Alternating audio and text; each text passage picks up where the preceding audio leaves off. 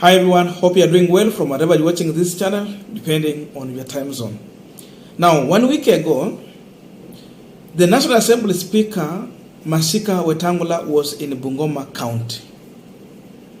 And during his visit to Bungoma, he assured the people of Bungoma that he is going to sit down with William Ruto to make sure that in the upcoming by-election, remember it's happening in December, somewhere 15th there, that Kenya Kwanza is coming up with one candidate and not for Kenya fielding a candidate, then UDA party fielding a candidate.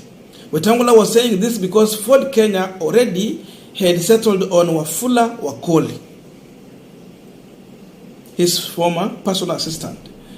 And then UDA party was suggesting to have a candidate, and that person is Mwambu Mabonga. Mwambu Mabonga lost in the just concluded election, and of course I had analyzed it. If you do not watch, I will put a link here. But he wants to try his luck on the Senate. And today, the IBC has finally cleared the UDA candidate. The question is, did Wetangula talk to William Ruto? Or in their meeting, they did not agree to have a single candidate? Or what is happening in Bungoma County? Because seemingly, it's like UDA party is fully behind their candidate. Mabonga came to confirm that he went to the head office of UDA party and he asked, should he vie or they have another option? And they openly told him to go ahead. Wetangula and William Ruto hawakusikizana. There was no agreement or what is happening now in Kenya Kwanza. I am saying this because Azimio la Umoja have a single candidate, Wafula Wamunyinyi. He also lost in the in the past election. But they have a single candidate. So Kenya Kwanza has two, Azimio has one. That is the game we are having as of now. So let it be clear to everyone that there are so many candidates, but the front runners in this election, it is Wafula Wakoli, Mwambu Mabonga, and Wafula Wamunyinyi. Ford Kenya, UDA, and DAP-K. So what is happening here? Why disagreement between William Ruto and Wetangula? I'm yet to know the next party leader of Ford Kenya, because ANC, they already announced someone is there in acting capacity. Ford Kenya, we are not yet aware. So what is going on in Kenya Kwanza? Is there unity, or this is the beginning of the breakup in Kenya Kwanza? For those who are watching and they are yet to subscribe, please consider subscribing so that another time, once we release another video like this one, you will always get notified. Again, to all our channel subscribers, anyone who drop comment, and those who have joined channel membership, those who are super chatting us, I must say thank you so much for your unconditional support. Again, I'm requesting you to give this video a thumbs up so that YouTube can recommend our videos to more viewers. Now, there is something Johnson Muthama, the UDA chairman, told the Kenyans, that in 2027, UDA is looking forward on going on ballot as a single political party. So those willing political parties within Kenya Kwanza coalition, they can join them, but they can merge their party to join the UDA party, not even changing the name. So is this one of the indication that finally UDA is telling Ford Kenya that we are preparing for 2027, and if you're not joining us, we don't need you? Or what is the communication here?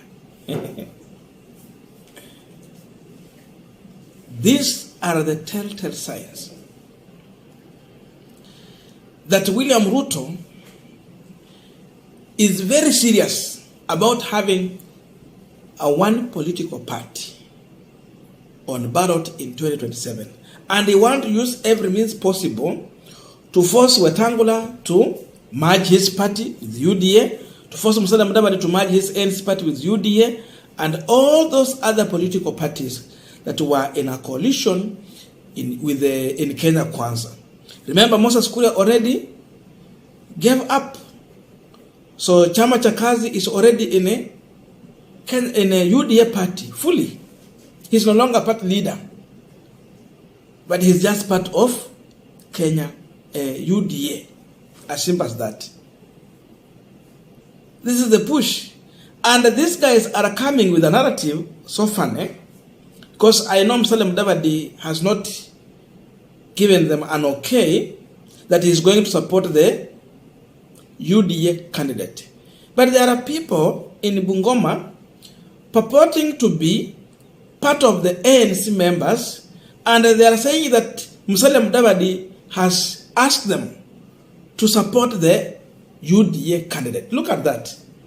Because najua kuna ujanja Boni Khalwala amefanya mahali. I'm seeing Jacqueline Mwenesi, who happened to come from Vihiga County, and of course she wanted to vie for woman rep, but at the tail end Ruto asked her to step down for the ANC candidate. But she's busy in Bungoma saying that she is an ANC member, and therefore she's there with the full blessing of Musalia Mudavadi to support the UDA candidate. So look on how UDA party is causing friction and infight between ANC and Ford Kenya. The person who is speaking literally is a UDA member, but not an ANC member. It's not a part of ANC party. That is Jacqueline Mwenesi. And you see now the people in Bungoma, because ANC has even MCS in Bungoma, they are now falling into this trap. But the fight is being engineered by William Ruto. So Ruto is stage managing a fight between Wetangula and Musalia Mudavadi in Bungoma to have his way.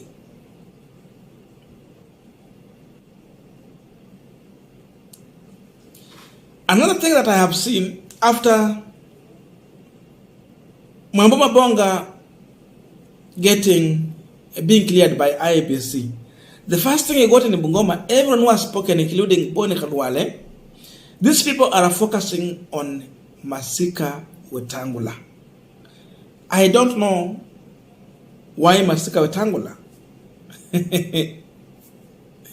I thought they were going to campaign, but everyone is hitting on Masika Wetangula.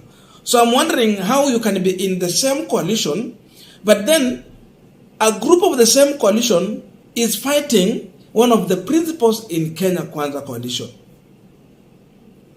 And this can be explained. Wetangula is still a force in Bungoma. Possibility of Ford Kenya candidate winning this election is very high, because most of the people in Bungoma, of course, they listen to Masika Wetangula. Number two, Ford Kenya has more MCS in Bungoma.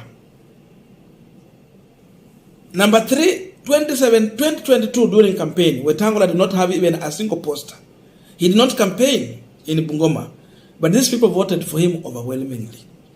So Ford Kenya candidate has a chance, but that chance can be spoiled by the UDA candidate by giving a through pass to the DAP-K candidate. So if Azimio is well focused in Bungoma County, they can use this advantage of the split between Ford Kenya and the UDA to pass through.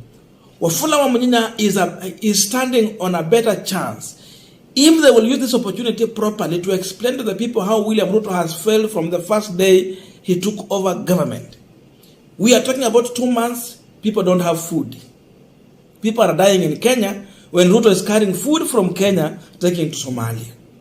Today, about 5 billion shillings has been released kupeleka watu DRC Congo wanajeshi.